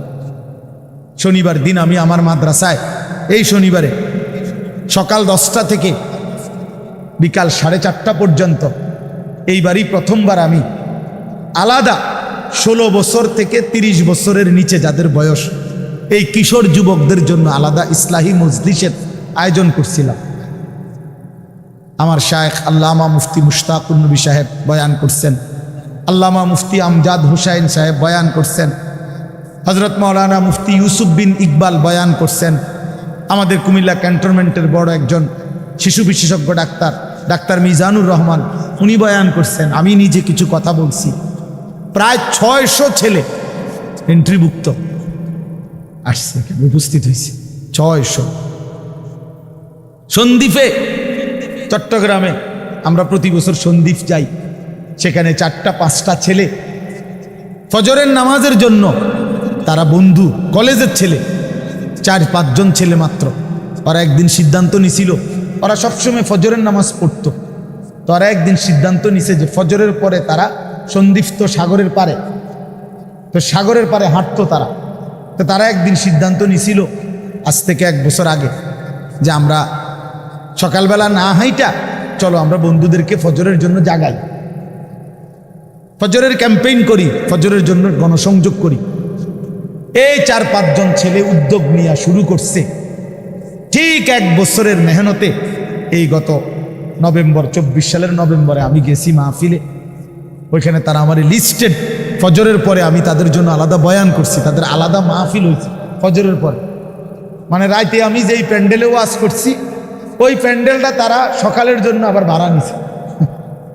বোঝেন না এই কথা? আমি ওখানে ছিলাম, আর ওখানে রাত্রে আসা যায় না, ওইটা সন্দ্বীপে স্পিড বোট দিয়ে আইতে যাইতে হয়, তো রাইতে আওয়ানের সিস্টেম নেই, থাকতে হয়। এই জন্য ফজরের পরে আবার বয়ান করছি 1.5 ঘন্টা। তো ওরা, আমি বললাম এত ভোরে ছেলেরা আইবুনি, কয় হুজুর আসবেন ইনশাআল্লাহ, আপনি দেখেন। তারা আমারে দেখাইছে কাগজে কলমে লিস্টেড করা প্রায় 4,500 ছেলে এখন ফজরের নামাজ জামাতে। যুবক চাইলে কি না পারে, যুবক চাইলে ভাঙতে পারে, যুবক চাইলে গড়তে পারে, যুবক চাইলে বুলডোজার দিয়ে সমান করে লাইতে পারে, সমান করে ফেলতে পারে। আবার সেই ভাঙার উপরে যুবক চাইলে গড়তেও পারে। আল্লাহ তাআলা নওজোয়ানের শরীরে অসম্ভব হিম্মত দান করছে, অসম্ভব হিম্মত। এই জন্য বাপ, আমি যুবক যারা তাদেরকে উৎসাহিত করলাম। মহান আল্লাহ পাক রব্বুল আলামিন আমাদেরকে বলছেন, আমি তোমাদের ঈমানদার, ঈমান নিলাম, আমি ঈমান দিছি বান্দা। আমি গত বছর যখন তাবলীগের সফরে ছিলাম দিনাজপুর জেলায়, গত বছর আগস্ট মাসে 72 বছর বয়স্ক একজন হিন্দু লোককে কালেমার দাওয়াত দিছিলাম। ওনার 2 ছেলে মুসলমান, ওনারে আমি 2.5 ঘন্টা কালেমার দাওয়াত দিছি। আমরা 3 জন আলেম মিলে কত অনুনয় বিনয় করছি, কাকুতি মিনতি করছি, কাঁদছি, চোখের পানি ফেলছি। একটা বার চাচা কালেমা পড়েন, আপনার ছেলে মুসলমান, ছেলের বউ মুসলমান, আপনার নাতি নাতনি সব মুসলমান, আপনি এখনো বসে আছেন কেন? আহা, এই 72 বছর হয়ে গেছে। বুড়া মিয়া কয়, আমি ওটা বলবো না, বলে নাই। আমি আমার সাথীদের কাছে, আমার 26 জন সাথী নিয়ে চিল্লাই গেছি, 16 জন আলেম, এক চিল্লা সফরে 950 মানুষ আল্লাহর রাস্তায় বের হয়েছে চিল্লার জন্য। আলহামদুলিল্লাহ, আল্লাহই করাইছে। তো বলতেছিলাম, আমি সাথীদের কাছে এসে বলছিলাম যে দেখেন, 72 বছর বয়স হয়ে গেছে, এক আল্লাহর বান্দা, তার জবান দিয়া কোনোদিন তার মালিকের নামটা বের হয়। আমারে আপনারে আল্লাহ তাআলা কত বড় তৌফিক দিছে যে আমরা কত 1000 বার, 1,00,000 বার কালেমা লা ইলাহা ইল্লাল্লাহ মুহাম্মাদুর রাসূলুল্লাহ, এটা যে আমরা পড়তে পারি, পড়তে পারছি, এই সৌভাগ্যের কৃতজ্ঞতা কি? এটা যদি আল্লাহ আমরা জবান দিয়ে কোনোদিন না বলাইতো। কথা বলে না বাপ, এই ছেলেরা মিয়া, এই আব্বাস, যারা নামাজ পড়ো না, আরে না ফরমান, তুই যদি হিন্দুর ঘরে জন্ম নিতি, তুই যদি ইহুদির ঘরে জন্ম নিতি, তুই যদি খ্রিস্টানের ঘরে জন্ম নিতি, বেটা কি হতো জীবন? যদি কোনোদিন কালেমার আহ্বান না শুনতা, তুমি তো মুসলমানের ঘরে জন্ম নিয়া এভাবে ইমানকে ফেলে দিলা। মুসলমানের ঘরে জন্ম নিয়ে এভাবে নামাজকে প্রত্যাখ্যান করলা। ছি ছি ছি ছি, তোমারে দেখে তো হিন্দুও হাসবে, তোমারে দেখে তো ইহুদিও হাসবে, তোমারে দেখে তো খ্রিস্টানও হাসবে যে দেখছো হয় নাকি শ্রেষ্ঠ জাতি, ওদের ধর্ম নাকি শ্রেষ্ঠ ধর্ম, ওদের ধর্ম কোরআন নাকি শ্রেষ্ঠ কিতাব, ওদের শ্রেষ্ঠ ধর্ম ওদেরই পছন্দ হয় না, ওদের শ্রেষ্ঠ কিতাব ওরাই পড়তে পারে না। তো এটা কিসের শ্রেষ্ঠ? কথা বলেন না। তাহলে আমি তো আমার ধর্মের অপমান। কথা বলেন না। আমি আমার ধর্মের অপমান না, আমি আমার কোরআনের অপমান। এজন্য তোমরা যারা বেনামাজি ছেলে, তোমরা ধর্মের অপমান। তোমাদের যাদের চুল বেঈমানের মতো, তোমরা মুসলমান ধর্মের অপমান। তোমাদের কারণে আমার ধর্ম লজ্জিত, তোমাদের কারণে ধর্ম বেইজ্জতি হয়েছে। তোমরা ইসলামকে অপমানিত করলা, আল্লাহকে অপমানিত করলা, আমার নবীর শ্রেষ্ঠতম 23 বছরের আদর্শকে তোমরা অপমানিত করবে। এই অপমানের বিচার আল্লাহ করবে, মনে রাখো, ছেড়ে দিবে না বাপ। আল্লাহ কোরআনে বলছে, বান্দা আমি 1 সেকেন্ড ছাড়বো না, আমি হিসাব নিব। তুমি আমারে কি মনে করছো বান্দা? বাদ্দুগা খাওয়াইছি দেখে তুমি মনে করছো আমি মাতি না? হ্যাঁ, কিটা মনে করছো? এ পেশাব পায়খানার ভাত তুমি মনে করছো? আমি কিছুই বলবো না, কিছুই বলবো না। তুমি জানো না ফেরাউনকে শোয়াইছে কে? তুমি জানো না কারুনকে শোয়াই দিছে কে?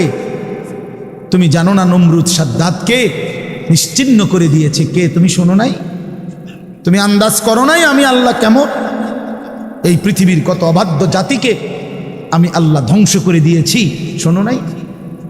কই, গোটা পৃথিবীর সমস্ত আধুনিক প্রযুক্তি থাকার পরেও তো বাবা আমেরিকার ওই বেঈমানরা, ক্যালিফোর্নিয়ার লস অ্যাঞ্জেলস তাদের একটি স্টেট আগুনে দাবানলে পুরে ছাই হয়ে গেছে। লক্ষ লক্ষ কোটি কোটি মিলিয়ন বিলিয়ন ডলারের এক এক বিল্ডিং। আপনারা মুরব্বীরা মিলিয়ন বিলিয়ন ডলার কিতা এটি বুঝতেন না? কয়টা আপনি 1 মিলিয়ন বিলিয়ন ডলার কত টাকা? কমপক্ষে 300 টাকার বেশি। মানে আপনি এটি বুঝতেন না, টেহাইনি এটান বুঝতেন না। কথা বুঝছেন কিনা? হ্যাঁ, আমরা কিতাবে পড়ছি এক বুজুর্গকে, হ্যাঁ, একটা জিনিস দামি ওনার কাছে ছিল, তো ওনার কাছে বলছি এটা আপনি বিক্রি করে দেন। কত মূল্য? উনি বলছে 100 দিরহাম, 100 টাকা। তখন উনি যখন বিক্রি করে দিছে, ওনারে 100 দিরহাম দিছে। তো অন্য কেউ ওনারে পরে বলছে, হায় হায় জনাব, আপনি তো বহুত বড় ঠকছেন, মাত্র 100 টাকা দাম চাইলেন, এটার দাম তো আরো অনেক। তো উনি বলছেন, আল্লাহর কসম 100 টাকার উপরে, 100 দিরহামের উপরে কোনো সংখ্যা আছে? আমার তো এটা জানা, আমার তো এর উপরে কিছু জানা নাই। আমার মেজো বোনের বিয়ে যখন হয়েছিল, মেজো বোন, আমি তখন প্রাইমারি শেষ করে মাদ্রাসায় ভর্তি হয়েছি। এই সময় আমার বোনের বিয়ে হয়েছে। তো বোন জামাই যখন ওই আগে ছোটবেলায় বিয়ের দিন বোন জামাই যখন আসছে, তখন শরবত খাওয়াইছি যে গেইটে নাকি, তখন কিছু টাকা দিতে হয় না, যে শরবত খাওয়ায় তারে। তো আমারে 100টা টাকা দিছে উনি প্রথম। তো এগুলা নাকি ওনার কাছে আরো টাকা ছিল, তো এগুলো ওই আরো একটু সাফাসাফি করলে আরো দেয়, আরো কিছু দেয়, না মানলে আরো দেয়, এমনি এমনি নিয়ম ছিল। আমার 100 টাকা দিছে, আর এটা দেখে আমি একটা দৌড়ে আইয়ালাইছি। আমার পুরো মনে আছে, একটা কসম আমার পুরো এখনো মনে হইলো আর এই কথাটা। আমার একারে আমার ভাই, চাচাতো ভাইটাই বা অন্যরা এত দমকাইছে, বেউকুফ 100 টাকা লইয়া দৌড় দিয়ে আইয়ালাইছ। আমি বলছি, আমি তো আসলে এর চাইতে বেশি টাকা জীবনে আর দেখি না। তো বলতে চাইলাম, হাজার হাজার কোটি কোটি মিলিয়ন ডলারের এই বাড়ি ভবন এগুলো পৃথিবীর সর্বাধুনিক প্রযুক্তি দিয়ে, অত্যাধুনিক প্রযুক্তি থাকা সত্ত্বেও, আধুনিক সরঞ্জামাদি থাকার পরেও বাপ আল্লাহর দেওয়া আযাবে আগুনে যখন জ্বলছে, এই কয়দিন হইল কোনো বেঈমানে 1 সেকেন্ডের জন্য আগুন নিভাইতে পারে না। 14,000 ফায়ার সার্ভিস কর্মী একসাথে আপনার পানি দিছে, আরো বাড়ে, আগুন আরো বাড়ছে। তার মানে বোঝা গেল বাবা, পৃথিবীর কারো শক্তি মূলত কোনো শক্তি না, আল্লাহ শক্তির সামনে, আল্লাহর ফয়সালার সামনে। আল্লাহ যদি ভালো রাখে তাইলেই ভালো থাকা। হ্যাঁ, আপনার টাকা তো আছে 1000 কোটি টাকা, কিন্তু আপনার ফেডে অসুখ, আপনি টেহা দিয়ে কিনবেন। আপনার টাকা তো আছে লক্ষ কোটি টাকা, কিন্তু আপনার তো ডায়াবেটিস, আপনি কিনবেন টাকা দিয়ে কি করবেন? আপনি 7,000 ধন হইলেও কি লাভ হবে আপনার? এই জন্য আমি অনুরোধ করছি, আমরা মুমিন, আল্লাহ আমাদেরকে বলছে এটাই কথা, তোমাদের উপরে আমি রোজা ফরজ করলাম, তোমরা আমার হুকুম মানো, তোমরা আমারে মানো বান্দা। রোজা মানে বিরত থাকা, সিয়াম মানে বিরত থাকা, তার মানে গুনাহ থেকে বাঁচো, হালাল বস্তু থেকে বাঁচো। আমি তোমাদেরকে হারাম তো হারামই, হারাম থেকে আবার ফিরাবো কেন? হারাম থেকে তো ফিরতে সারা বছরের জন্যই বলে দিছি। তো আমি রমজান মাসে তোমাদের 3টি হালাল খাবার হালাল ছিল, পানি হালাল ছিল, হালাল স্ত্রী হালাল ছিল। আমি রমজানের 30টা দিন, একটা মাসে তোমাদের জন্য খাদ্য, পানি, স্ত্রী, এই 3টা জিনিস হালাল বস্তু আমি হারাম করে দিলাম। যেন আমি বুঝাইতে চাইলাম যে দেখো, আমি আল্লাহ যেখানে হালালটাও হারাম করে দিলাম, সেখানে হারামটার প্রতি আমি আল্লাহর কি পরিমাণ ঘৃণা। যেখানে হালালটাই ছেড়ে দিতে বললাম, সেখানে হারামটা ধরে রাখার কোন সুযোগ আছে? অতএব মিথ্যা, চুরি, ডাকাতি, জিনা, ব্যভিচার, মদ, জুয়া, নাচ, গান, সুদ, ঘুষ, মা বোনদের বেপর্দা জিন্দিগি ছেড়ে দেন, ছেড়ে দেন। একজন বুঝলে একজনই, কোনো অসুবিধা নাই, আমার কোনো আফসোস নাই। আমি সব সময় ফেরিওয়ালার মতো আমি বুঝি, একজনই শুনুক, একজনই যদি ভাবে আলহামদুলিল্লাহ, সংখ্যা দিয়ে আমি কি করব? বুঝেন না? 10 কোটি মানুষ আমারে মনে করেন আলগি দিছে, তো কি হিসে? কি হিসে? আমার কবর রাজাব মা। বাংলাদেশের একেবারে মনে করেন 50 লাখ লোক আমার চিনে, তো কি হিসে? আমার কবর রাজাব মা। তো আর কি, পরিচিতি, অপরিচিতি, জনপ্রিয়তা, এগুলো কোনো বিষয় নয়, এগুলো কোনো মুখ্য বিষয় নয়। বিষয় হলো আল্লাহর কাছে গ্রহণ হওয়া, আখিরাতের মুক্তি পাওয়া, জাহান্নাম থেকে মুক্তি পাওয়া। অতএব আজকে এতটুকুই মূল কথা। আমরা প্রত্যেকেই এটা ভাবি, আমরা মুমিন। প্রিয় ভাই বলেন, আমরা এখানে যারা এখন বসছি, রাত 12টা বাজে, আমার কথা শেষ। ইনসাফের সাথে ছেলেরা বাবা বলো তুমি মুসলমান কিনা। না না, ছেলেরা আলাদা বলো, বাবা কও তোমরা মুসলমান কিনা। প্রিয় বাপ বলো তুমি মুসলমান কিনা, তুমি মুসলমানের সন্তান কিনা। তাইলে তুমি সিদ্ধান্ত দাও আজকে। বয়স্ক যারা আছেন তারা আপনারা বসা থাকেন, কিন্তু তোমরা যারা 30 বছরের নিচে ছেলে, তোমাদের বয়স, বুঝে শুনে ধোঁকা দিও না, আল্লাহর সাথে ধোঁকা করো না, আল্লাহর সাথে মস্কারি করো না।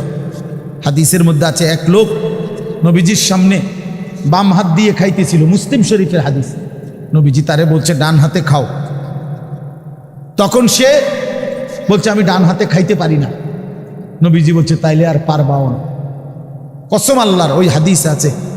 সাহাবী বলে ওই লোক আর কোনোদিন ডান হাত মুখের কাছে আনতে পারে নাই, কারণ সে তো মূলত মিথ্যা বলছিল, অহংকার করে বলছিল। এই জন্য আমি অনুরোধ করছি, তোমরা যারা 30 বছরের নিচে আছো ছেলে বাবা, তোমরা দিল থেকে বুঝে শুনে তোমরা নিয়ত করে দাঁড়াও, যে এই কথার নিয়তে দাঁড়াও, যার ভাল লাগে যে আমি ইনশাল্লাহ চেষ্টা করুম ফজর সহ 5 ওয়াক্ত নামাজ পড়তে। তুমি সিদ্ধান্ত নিয়ে বলো যে আমি চেষ্টা করব, আমি নারী ছবি, অশ্লীল দৃশ্য থেকে, মোবাইলের অশ্লীল ছবি থেকে নিজেকে বাঁচাইবার নিয়ত করলাম, সিদ্ধান্ত করলাম। আল্লাহ তৌফিক দিলেই তো পারবা, ঠিক কিনা বলেন না কেন? অতএব নিয়ত করে হিম্মতের সাথে যে আসলেই হুজুর আমি দিল থেকে বললাম, এই নিয়ত করে দাঁড়াও। যার ভাল লাগে দাঁড়াও, কোনো বাধাবাধকতা নাই, যার মন চায় দাঁড়াও, আমার কোনো জোরাজুরি নাই। বাকি তুমি দিল থেকে বলো, মন থেকে মনে নিয়ত করো, তোমার দিলে তুমি। কারণ তোমার কবর তোমার, আমার কবর আমার। তোমার ঘরে তুমি ফিরবা, আমার ঘরে আমি ফিরব। সবাই রাজি তো ইনশাআল্লাহ? আল্লাহ তাআলা তৌফিক দান করেন। বসো বাপ, আল্লাহ কবুল করে নেন।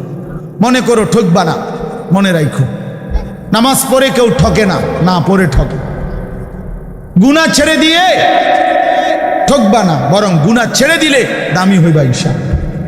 দামি হইও, নিজে দামি হবা, মনে রাখো দামি। একটা জিনিস শেষ মনে রাখো ছেলেরা, যে কোনো মূল্যে আমরা আলহামদুলিল্লাহ গোটা পৃথিবী নিয়ে আমাদেরও পড়ালেখা করা আছে। সারা পৃথিবীর হালাত আমরাও বুঝি কম বেশ। আমরা জেনারেল লাইনেও পড়ালেখা করছি, কুমিল্লা ভিক্টোরিয়া কলেজ থেকে মাস্টার্স পাস করছি, সরকারি আলিয়া মাদ্রাসা থেকে কামেল পাস করছি, কওমি মাদ্রাসা থেকে দাওরায়ে হাদিস পাস করছি। তাহলে মাটির তলে থাকি না, পৃথিবীর নিয়ে আমরাও গবেষণা ভাবি। কাজে সারা পৃথিবীর যেই পরিস্থিতি বর্তমান এবং আমাদের কোরআন সুন্নাহর যেই ভাষ্য, এই সবগুলো বিশ্বাস করো, একত্রে মিলাইলে এ কথা আমাদের কাছে একেবারে স্পষ্ট। আগামীর পৃথিবী ইসলামের পৃথিবী, আগামীর পৃথিবী কোরআনের পৃথিবী। মনে রাখো বললাম বাপ, তুমি দেখবা, তোমার হায়াতেই দেখবা ইনশাআল্লাহ। এখন যাদের বয়স এই 20, 25, 26, 28, যাদের বয়স 12, 15, তোমরা ইনশাআল্লাহ আগামীর ইসলাম দেখবা, কালেমার বিজয় দেখবা। তোমরা শুনবা যে ফিলিস্তিন বিজয়ী, তোমরা শুনবা সারা পৃথিবীতে কালেমার পতাকা উড়েছে, তোমরা শুনবা ইউরোপ আমেরিকার শক্তি নিশ্চিহ্ন হয়ে গেছে, তোমরা শুনবা ইসরায়েলের কুত্তারা পরাজিত হয়ে গেছে। সেদিন বুঝবা ইমানদারি দামি, সেদিন বুঝবা চরিত্রবান ছেলেটাই দামি, সেদিন বুঝবা নামাজি ছেলেটাই দামি। আর যারা চরিত্র নষ্ট করে ফেলেছ, তুমি ফালতু কোনো না কোনো সিফাত কোনাত কইরা থাকি। এই জন্য আমরা দয়া করি ইনশাআল্লাহ প্রত্যেকেই আমরা ইনশাআল্লাহ নামাজ পড়বো তো ইনশাআল্লাহ। ভালো হও, চরিত্রবান হও, নিজের জীবন গঠন করো, আল্লাহ তৌফিক দান করো। এবার একটা অনুরোধ হইল, 5টা মিনিট আমার অনুরোধ, ছেলেরা তোমাদের জন্য সামান্য একটু তাবারুক প্যাকেট মেহমানদারির ব্যবস্থা করছে, দিবে। এইটা দেওয়ার সুযোগ দাও, একটু একটু করে ফাঁকা করে দাও, কোনো শব্দ ছাড়া কথা বলবেন। আপনারা কোনো কথা বলবেন, একদম চুপ, একটা শব্দ করবেন না, কেউ কোনো কথা বলবেন না। স্বেচ্ছাসেবক কোনো কথা বলেন, আপনি দেন এমনি, আমি বলতেছি, আমি কন্ট্রোল করতেছি, আনেন দাও ভাই। তোমরা একদম কোনো বুদ্ধি দিবেন না, কোনো বুদ্ধির দরকার নেই, আমি বুদ্ধি লইয়ে চলি। বিরিয়ানি দই না, বুদ্ধিও যদি আমার না থাকে তো কি ওয়াজ করিয়া যায়? হ্যাঁ, কোনো কথা নাই বাবা, তোমরা কেউ ডিস্টার্ব করো না, ঠিক আছে না? ইনশাআল্লাহ আমরা মুসলমান, এই সামান্য এক প্যাকেটে কি আসবে যাবে? হ্যাঁ দাও, যার যার কেউ ডাবল নিও না ইনশাআল্লাহ। এরপরে আমি দোয়া করুন, আগে দেওয়া হোক, ঠিক আছে ইনশাআল্লাহ। আমরা মনে মনে 33 বার সুবহানাল্লাহ, 33 বার আলহামদুলিল্লাহ, 34 বার